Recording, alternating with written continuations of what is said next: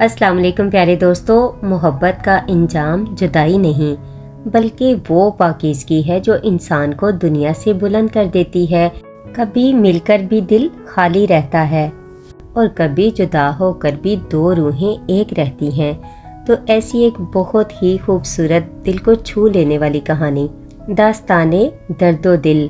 मैं उम्मीद करती हूँ कि आपको ये दास्ताने दिलो दर्द बहुत पसंद आएगी। अगर वीडियो अच्छी लगे तो प्लीज़ वीडियो को लाइक और शेयर ज़रूर कीजिएगा और आपसे काइंडली रिक्वेस्ट है कि जो चैनल पर न्यू हैं वो मेरे चैनल को सब्सक्राइब करें ताकि न्यू आने वाली वीडियो का नोटिफिकेशन आपको बर वक्त मिल सके और आप इस तरह की बहुत सी कहानियाँ सुन सकें। तो चलते हैं वीडियो की जानिब। खामोश चांदनी और तन्हाई का शोर। शाम ढल रही थी। हवेली के ऊंचे मीनारों पर सूरज की आखिरी किरणें मान पड़ रही थी। फिजा में हल्की सी खनकी थी। कहीं दूर से कोयल की मदम आवाज़ आ रही थी। नवाब ज़ैनुल आबिदीन अपनी बालकनी में खड़ा आसमान की तरफ देख रहा था। चांद अभी निकला ना था मगर इसकी हल्की रोशनी फिजा में घुलने लगी थी। ज़ैन जवान था, हसीन, तालीम याफ्ता मगर तन्हा।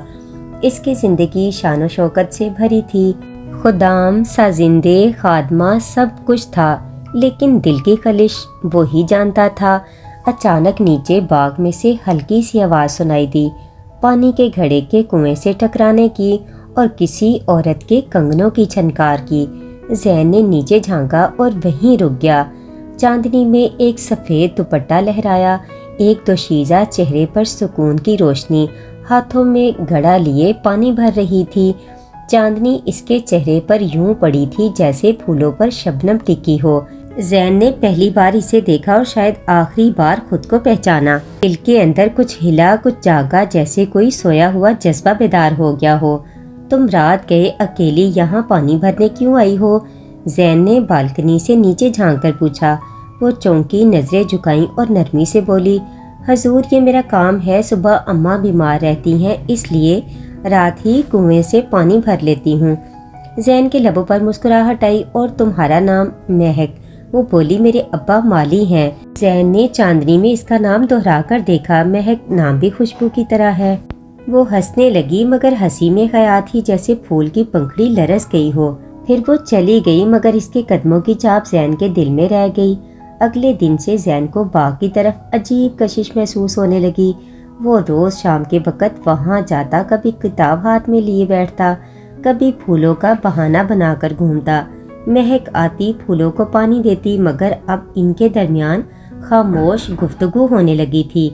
ज़ैन कभी कहता, ये गुलाब कम खिला हुआ लगता है, शायद इसे पानी कम दिया गया। महक हंसती, फूलों को पानी मिल जाए तो वो खिल उठते हैं मगर कुछ दिल ऐसे होते हैं जिन्हें चाहत का लम्स चाहिए, तब जाकर बहार आती है। ज़ैन चौंक जाता। इसे यकीन न आता कि माली की बेटी के अल्फाज इतने नरम, इतने गहरे कैसे हो सकते हैं। एक दिन ज़ैन ने कहा, महक क्या तुमने कभी चाहा है किसी को?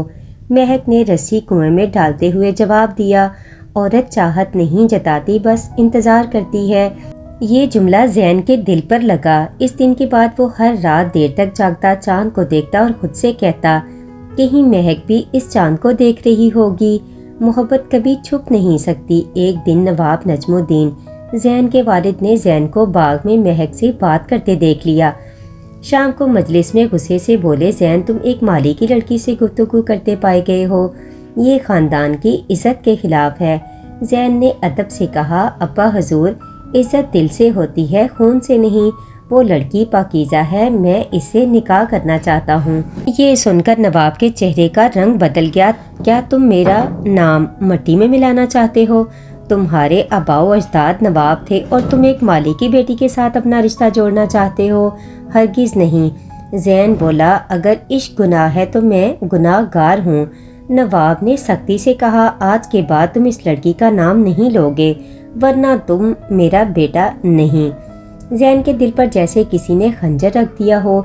महक से मिलने पर पहरा लगा दिया गया, बाग बंद कर दिया गया। महक को भी हवेली से निकाल दिया गया। इसके बाप को धमकी दी गई कि अगर बेटी दोबारा नजर आई तो नौकरी खत्म।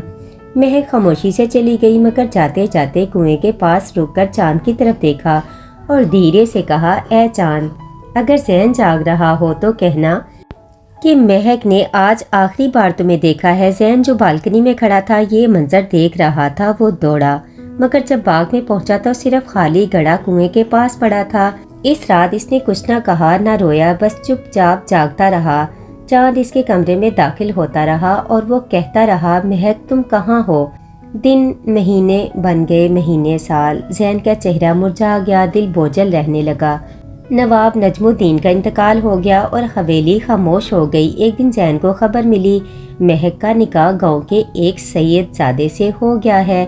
یہ سن کر زین چپ ہو گیا، نہ غصہ نہ آنسو، بس خاموشی۔ اسی رات وہ شہر چھوڑ کر چلا گیا۔ لوگوں نے کہا وہ کہیں دور چلا گیا ہے اور شاید صوفی بن گیا ہے۔ برسوں بعد کسی نے دکن کے ایک خانقاہ میں ایک فقیر دیکھا، آنکھوں میں سکون، ہاتھ میں تسبیح، مگر لبوں پر ایک نام، مہک۔ لوگوں نے پوچھا، بابا آپ دنیا چھوڑ آئے مگر ایک نام اب بھی زبان پر کیوں؟ فقیر مسکرایا، یہ نام اب زخم نہیں، دعا ہے، محبت۔ محبت اگر فنا ہو جائے تو ہجر ہے، اگر باقی رہے تو عبادت بن جاتی ہے۔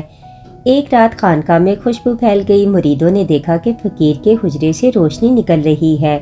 جب وہ اندر گئے زین سجدے میں تھا مگر سانسیں رک چکی تھی۔